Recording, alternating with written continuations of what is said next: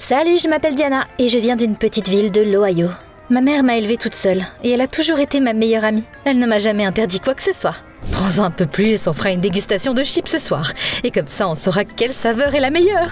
T'es la meilleure, Rachel. T'as bien entendu, je l'ai appelée par son prénom. Tu peux trouver ça bizarre, mais on aimait bien, nous. Elle était tout pour moi et ça ne m'a jamais dérangé que je n'ai pas de père. C'était pas une mauvaise personne, mais on était trop différents. Il aimait le chocolat noir et les olives, alors on a rompu après quelques mois. Pour te dire la vérité, Rachel était un peu bizarre. Elle aimait essayer de nouvelles choses et elle était toujours à la recherche d'elle-même. À un moment donné, elle s'est vraiment lancée dans le yoga. Quand je suis rentrée de l'école, le salon sentait l'encens. Et on aurait dit que Rachel s'était ennouée, littéralement. Tu médites? Je suis coincée, à l'aide! Un jour, elle s'est liée d'amitié avec 2 hippies et elle les a invités chez nous. Ils sont restés quelques jours chez nous, jouant de la guitare tout le temps et essayant de me convaincre d'arrêter de me brosser les dents tous les jours. Quand j'avais 11 ans, je suis allée à une foire d'automne et j'ai vu des artisans sculpter des figures en bois. Je veux faire ça aussi! Quelle gentille fille! Ils ont organisé un petit atelier pour moi et je suis tombée amoureuse de la sculpture sur bois. J'étais obsédée par ça et je passais tout mon temps libre à sculpter toutes sortes de choses dans le bois. D'abord, c'était le petit bibelot, puis je suis passée au cadre photo et même à la vaisselle. À l'âge de 16 ans, j'avais vidé notre garage et j'y avais installé un studio. Mon passe-temps et le comportement inhabituel de Rachel faisaient que mes camarades de classe me trouvaient bizarre. Un jour, ma classe est partie en excursion dans une autre ville. Vous regardez la résidence des Florence, des aristocrates britanniques bien connus. On ne peut pas entrer, mais ils nous ont donné la permission de jeter un coup d'œil à l'arrière-cour. Waouh, regardez cette sculpture! Aïe! Diana a la tête dans les nuages, comme d'habitude. Elle est tellement maladroite. J'admirais juste une œuvre d'art. Je perds mes moyens quand je vois quelque chose de si beau. Je ne prenais pas les remarques à la légère. Et je me défendais toujours. Un jour, j'ai réalisé que Rachel s'était transformée en accro au shopping. J'espérais que ça passerait et qu'elle se trouverait un nouveau passe-temps, comme d'habitude. Mais sa dépendance s'aggravait de jour en jour. Mon Dieu, regarde cette robe, elle est incroyable! Tout comme son prix. Allez, on peut pas se le permettre. Ce soir-là, je suis sortie de ma chambre et je l'ai vue debout devant un miroir. Elle portait cette fameuse robe. Tu l'as achetée, mais elle vaut une fortune. J'avais de l'argent de côté.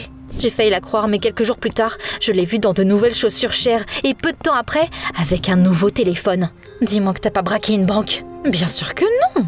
Je trouvais que c'était suspect tout ça, et j'ai décidé de la suivre. Quand Rachel est entrée dans un magasin célèbre, je suis restée sans voix. On n'avait clairement pas assez d'économie pour des endroits comme ça.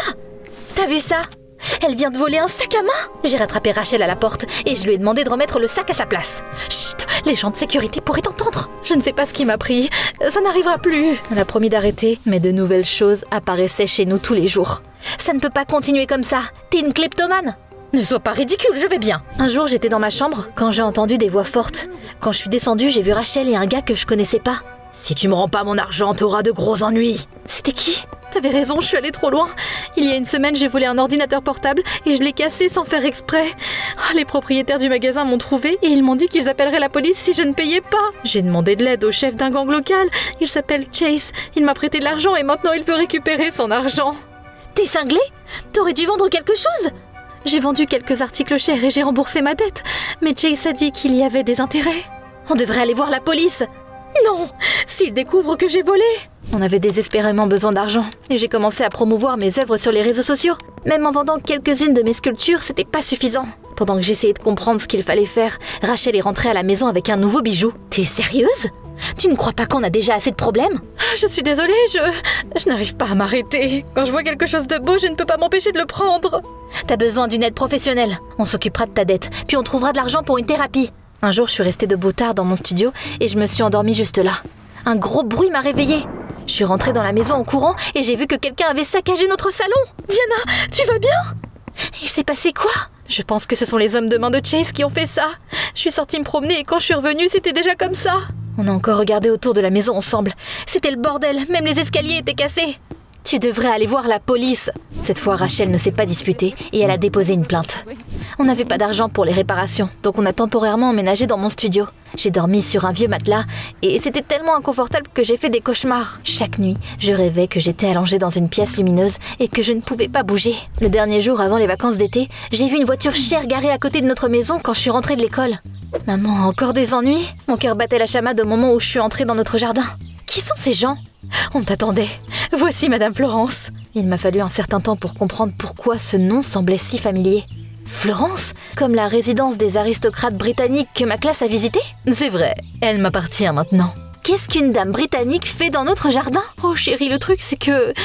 c'est ta grand-mère. Ton père et sa femme sont morts dans un accident de voiture il y a 1 an. Ils n'ont pas eu d'enfant. Et tu es maintenant ma seule héritière. J'ai besoin que tu viennes avec moi pour que je puisse te présenter à la haute société.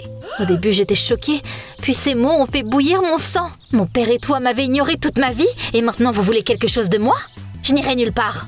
Apparemment, les ladies ne connaissent pas le sens du mot non. Parce que quand je suis allée à mon studio, elle m'a suivie. Il y aura un gala chez moi dans 1 mois. C'est à ce moment-là que j'annoncerai mon héritier. Si je ne le fais pas par la loi, toute notre fortune et même le château iront aux Bennett, la famille de mon cousin. Pourquoi devrais-je me soucier de tes problèmes? Parce que je peux t'aider à résoudre les vôtres. Ta mère et toi êtes dans une situation compliquée, n'est-ce pas? Je pourrais payer son traitement à la meilleure clinique et rembourser toutes ses dettes. C'était tentant, mais j'hésitais encore. Après son départ, maman a essayé de me convaincre de le faire. C'est une opportunité unique! Tu ne devrais pas la laisser passer! Je veux me concentrer sur mes sculptures, je n'ai pas le temps d'apprendre des règles d'étiquette stupides. Pourtant, j'y avais pensé toute la nuit. Et j'ai réalisé que je ne pouvais pas refuser. Madame Florence a raison. Maman a besoin d'aide. Quelques jours plus tard, un chauffeur est venu nous chercher. Il a conduit ma mère à une clinique, puis m'a amenée à la résidence. Alors, t'en penses quoi? Je n'arrive pas à croire que je vais vivre ici. Les sculptures sont absolument incroyables. J'ai eu ma propre chambre, des femmes de ménage et même un chef personnel. Le soir, Madame Florence m'a invitée pour une tasse de thé, mais ça s'est avéré être une leçon d'étiquette déguisée.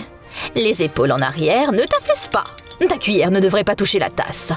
C'est pas comme si le thé aurait mauvais goût si c'était le cas. J'ai fait un autre cauchemar cette nuit-là. J'étais dans cette pièce lumineuse et je ne pouvais même pas bouger les doigts. Mon humeur ne s'est pas améliorée quand je me suis réveillée parce que je devais mémoriser les noms des aristocrates britanniques et apprendre plus de règles d'étiquette et de danses ennuyeuses. Quelques jours plus tard, Madame Florence a invité un styliste français. Une lady devrait avoir l'air gracieuse même quand elle porte des talons hauts. Et si la dite lady avait le vertige? Cette couleur te va bien. T'as attrapé un rhume? Non, je suis juste allergique au rose. Pardon? La couleur, c'est perles rougissantes. Oui? Je n'ai parlé à Rachel qu'une seule fois. La clinique interdit les visites fréquentes. Ta mère doit se concentrer pour aller mieux. Peu de temps après, Madame Florence a dit qu'on devait aller au Royaume-Uni. Seulement après avoir vu Rachel. Ça n'a pas été facile, mais je l'ai convaincue de me laisser aller à la clinique. C'est plutôt génial ici. Écoute bien, Madame Florence, et je te rejoindrai dès que je pourrai sortir. Elle n'exagérait pas quand elle parlait d'un château. Il y avait une tonne de serviteurs qui y travaillaient, et je me sentais comme une vraie reine. Ce soir-là, j'ai tellement mangé au dîner qu'il ne me restait plus de place pour le thé. Tu dois le boire. Mais rappelle-toi des règles de l'étiquette. Elle insistait bizarrement. Et j'ai pris quelques gorgées. Cette nuit-là, j'ai encore rêvé de cette pièce lumineuse. Ça me rendait folle de ne pas pouvoir bouger. Sur le chemin de la salle à manger le lendemain matin, j'ai vu 2 servantes. Elles discutaient de quelque chose, mais dès qu'elles m'ont vue, elles se sont tues. Le même jour, j'ai accidentellement entendu une conversation entre Madame Florence et le majordome. Tu devrais mieux la surveiller. Diana ne devrait pas quitter sa chambre la nuit. On dirait qu'il me cache quelque chose. Un soir, j'ai vu le cuisinier mettre quelque chose dans ma tasse quand je suis allée à la cuisine. Quand ma grand-mère m'a invitée à prendre le thé plus tard, j'ai sournoisement versé mon thé dans un pot de fleurs pour éviter de le boire. Cette nuit-là, j'ai vu une servante près de mon lit. Qu'est-ce que tu fais? Je suis là au cas où tu aurais besoin de quelque chose. Je lui ai dit d'aller se coucher, mais je n'ai pas réussi à dormir de la nuit. Pourquoi les servantes viennent-elles dans ma chambre la nuit? Et pourquoi le cuisinier met-il quelque chose dans mon thé?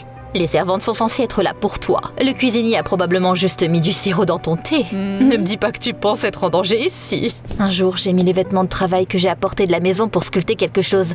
Cependant, pour une raison quelconque, mes outils étaient introuvables. Madame Florence nous a dit de les mettre de côté. Pourquoi t'as fait ça? Ce n'est pas normal pour une dame de faire un travail aussi sale. Ça m'a tellement énervée. J'ai pris un couteau dans la cuisine d'été. J'ai trouvé du bois dans la cour et j'ai commencé à sculpter une petite sculpture. C'est l'héritière des Florence. Elle ressemble à une citrouille de la campagne. Tu as raison, Amélia. Elle ne ressemble pas à une lady. Je suis désolée, cousine, mais il est peu probable qu'elle soit une héritière digne. C'est pas à toi de décider ça. Je pense que c'est Madame Bennett et Amélia et sa petite fille. Avant de partir, Amélia est revenue vers moi. Tu ferais mieux d'abandonner et de partir, sinon tu regretteras d'être venue ici. Tu t'es entraînée devant un miroir? Des menaces aussi stupides ne marcheront pas sur moi. Le lendemain, il s'est passé quelque chose de terrible. Quand je suis entrée dans ma chambre, j'ai vu un énorme corbeau sur mon lit. Il s'est avéré que c'était un faux. Qu'est-ce que ça fait dans ma chambre? On va s'en débarrasser tout de suite. Mais quand le majordome et la servante sont rentrés dans ma chambre, l'oiseau n'était plus là. À chaque fois que je me promenais dans le château, j'entendais souvent des bruits étranges. Une fois, avant d'aller me coucher, j'avais l'impression que quelqu'un me regardait. J'ai demandé aux servantes de jeter un coup d'œil, mais elles n'ont trouvé personne. Après une nuit blanche, je suis allée courir pour prendre l'air et j'ai vu un monstre parmi les arbres. Mais quand je l'ai regardé de plus près, j'ai réalisé que c'était juste une personne avec un masque et une cape. Amélia, c'est toi qui as fait ça? J'ai essayé de la rattraper, mais cette sorcière s'est enfuie. T'es sûre que c'était Amélia? Toute sa famille est partie dans une autre ville. Elle n'aurait pas pu être ici. Je savais que j'avais vu Amélia. D'ailleurs, qui d'autre essaierait de me faire peur comme ça? Bientôt, j'ai remarqué que les plats que le cuisinier m'avait préparés avaient un goût étrange. C'est comme s'ils essayaient de me rendre folle. Un jour, j'ai entendu Madame Florence parler à quelqu'un au téléphone. Tu ne devrais pas encore venir ici, Rachel. Pense à ce qui est le mieux pour elle. C'est à moi de décider. Laisse-moi parler à maman. Elle a raccroché. J'ai utilisé mon propre téléphone pour appeler Rachel, mais son téléphone n'était pas disponible. Ce jour-là, j'ai décidé de ne rien manger ni boire sauf de l'eau en bouteille. Je dois aller au fond des choses. J'étais réveillée cette nuit-là et j'ai vu les domestiques et le majordome entrer dans ma chambre. Qu'est-ce que vous faites encore ici? Ils avaient l'air inquiétants et je me sentais mal à l'aise. Sortez! Je les ai poussés dans le couloir et j'y ai vu les gardes. Qu'est-ce que vous voulez tous de moi? Même après avoir verrouillé la porte, je n'ai pas réussi à dormir pour le reste de la nuit. Le matin, j'ai parlé à Madame Florence. Je veux retourner aux États-Unis.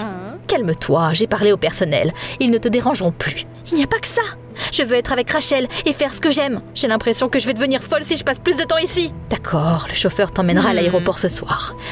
Cet après-midi-là, je me suis assoupie dans ma chambre. Je faisais mon cauchemar habituel jusqu'à ce que je sois réveillée par une sorte de fracas. Quand j'ai ouvert les yeux, j'étais debout, au milieu d'un salon saccagé. Qu'est-ce qui se passe ici? Laissez-nous un moment, s'il vous plaît. Après que tout le monde soit parti, Madame Florence m'a dit quelque chose qui a bouleversé mon monde. Ton père était souvent somnambule la nuit. Quand ça se produisait, il se blessait parfois lui-même ou ceux qui l'entouraient. Finalement, ces épisodes ont commencé à se produire non seulement quand il dormait, mais aussi pendant la journée. On lui a prescrit des médicaments spéciaux. Un jour, il a oublié de le prendre et il a pris le volant. Il a vu quelque chose qui n'était pas là et il a eu un accident. Je savais ce qu'elle allait dire ensuite et j'étais terrifiée à l'idée de l'entendre. Tu as hérité de sa maladie. Ta mère n'est pas dans une clinique. Les médecins nous ont dit de t'écouter sur tout ce que tu voyais et de te cacher la vérité. Tu veux dire que c'est moi qui ai fait ça? Ici et à la maison aussi? J'ai réalisé que personne dans le château n'avait essayé de me faire peur. Tout était dans ma tête. J'ai donc vraiment folle. Ça va aller. Il te suffit de prendre tes médicaments à temps. C'est ce qu'on mettait dans ton thé. Le majordome et les servantes veillent sur toi au cas où tu quitterais la chambre la nuit. On est désolé d'avoir pris tes outils, mais ils étaient trop dangereux pour toi. Lors du gala, j'ai accepté de devenir l'héritière officielle. Les Bennett étaient verts d'envie. Bientôt, maman a emménagé dans le château avec nous. La vie s'est améliorée, mais un jour, mon cauchemar est revenu me hanter. C'est pas ma chambre, je suis dans une salle. L'instant d'après, j'ai réalisé que je pouvais bouger et je me suis assise dans mon lit. Chérie, t'es réveillée? Bientôt, les médecins sont entrés aussi. J'ai essayé de me réveiller, mais je n'ai pas pu. Je me suis pincée et ça m'a fait mal. Je rêve? Chérie, t'es dans le coma depuis quelques semaines. Après que Chase ait détruit notre maison, t'as trébuché sur quelque chose dans les escaliers. T'es tombée et tu t'es cogné la tête. Même les escaliers sont cassés. À ce moment-là, je me suis rendu compte que la pièce blanche dans mes cauchemars avait été la réalité et que ma vie en Angleterre, Madame Florence et tout ce qui s'était passé n'était que dans ma tête. Tout me semblait si réel. Il y a encore beaucoup de choses qu'on ne connaît pas sur le coma. C'est un état très inhabituel. Je me suis progressivement rétablie et j'ai bientôt pu partir. Maman avait été tellement stressée qu'elle avait arrêté de voler. La compagnie d'assurance nous a remboursé les dégâts et on a pu rénover la maison. Chase et ses complices ont été arrêtés. Un jour, je rentrais à la maison quand j'ai vu une voiture vaguement familière. Je n'arrive pas à y croire. On t'attendait. Voici Madame Florence, ta grand-mère. Enchantée, chérie. Ce médecin avait raison. Il y a beaucoup de choses qu'on ne connaît pas sur le fait d'être dans le coma. Aurais-je pu voir mon avenir? T'en penses quoi, toi? Dis-moi tout dans les commentaires.